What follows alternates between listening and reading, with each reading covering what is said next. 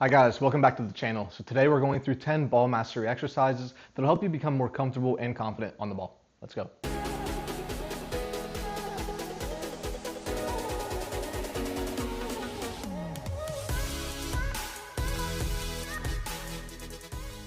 So the 10 exercises that I'm going to show you today are good for developing all-around ball mastery of the foot. So it's important that when we do this, we're able and comfortable to use both feet and use different parts of the feet. So with that, let's get into exercise number one. Now with exercise number one, we're looking to control with the inside of our foot. This is what we're going to use in tight spaces to get out of pressure. So all we're going to do, get your hips over the ball. We're going to work side to side. Start with your head down, and then can you start to lift your head up, get a look down.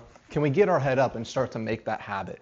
When we do this, again, it's important to get our hips over the ball. We shouldn't be reaching out for the ball, and we also should not have this ball going too far side to side. We shouldn't be reaching super far outside of our body, just nice and close, tight control, working on the inside of the foot. Now exercise number two here, we're going to use the sole of our foot. This one, we're just going to hop, get a sole on.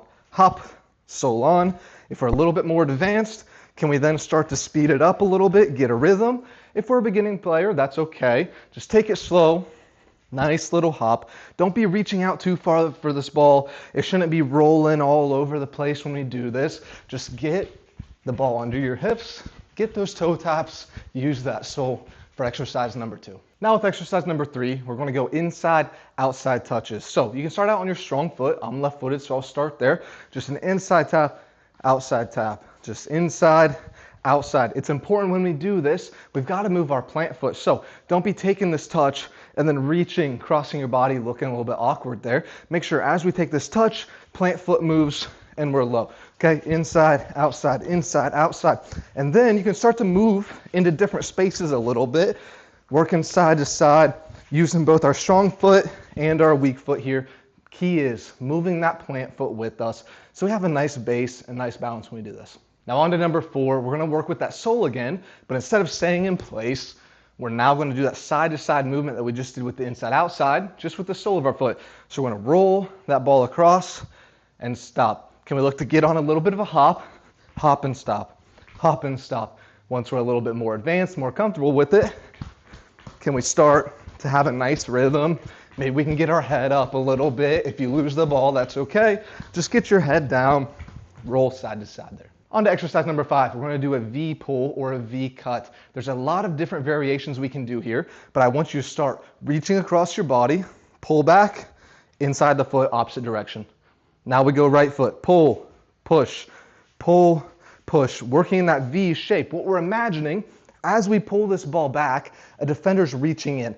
We're pulling it away, pushing into that space, and escaping from them. So again, reach across, open up, cross, open up. Try to work in that V shape. Sometimes you'll get a little bit flat and be working more side to side, but try to really focus, pull back, push, and then can you get your head up a little bit? This will be a little bit more challenging, but try to just get our head up.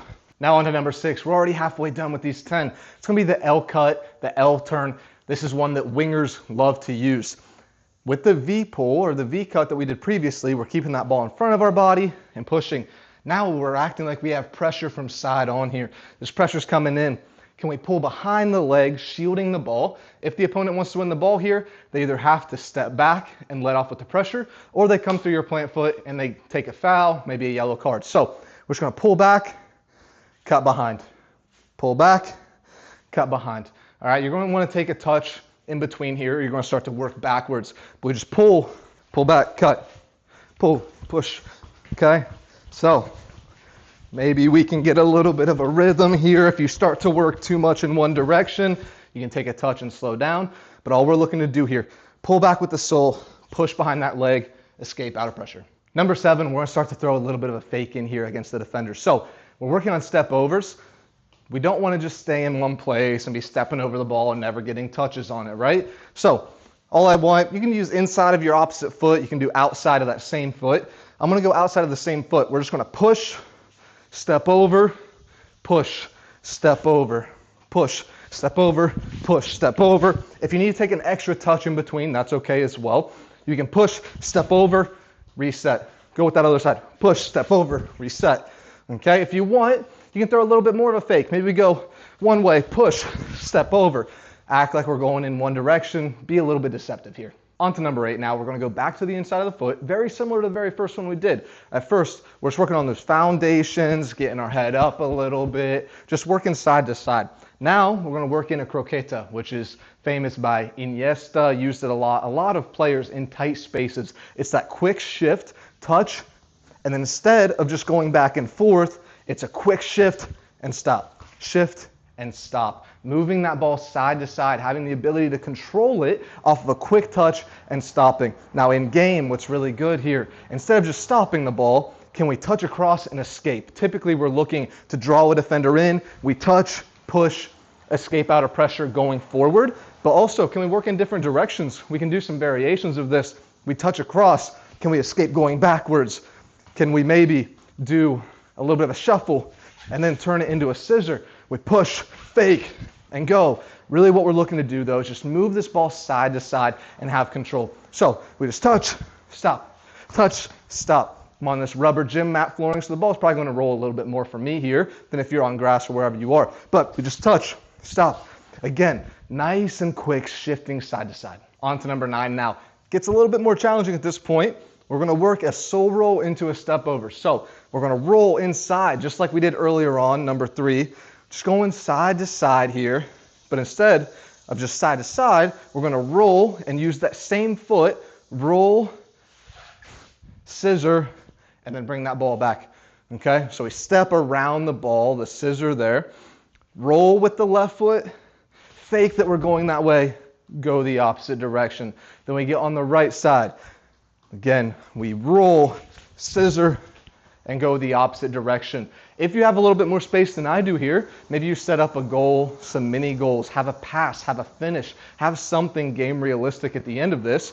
But again, if you're in tight space like me, all we're doing, just get the touches. And last but not least here, number 10, we're going back to the V pull, but like I mentioned earlier, we've got some different options here. So before, we worked on pulling with one foot, pushing with the inside of that same foot. Pull and push. We've got other options though. We can pull, push with the outside of the same foot like this. We can pull with one, push with the other. So pull with that foot that's on the side of the ball, push with the outside. We can also pull, push with the inside of the opposite foot. So take a couple minutes, work on some different variations here, get these touches on the ball, go for 30 or 45 seconds in a row, take an even break. So if you work for 30 seconds, take a 30-second break. But just get the ball, start working, just different variations that you can do here. Okay, pull, push, working inside, outside sole of both feet.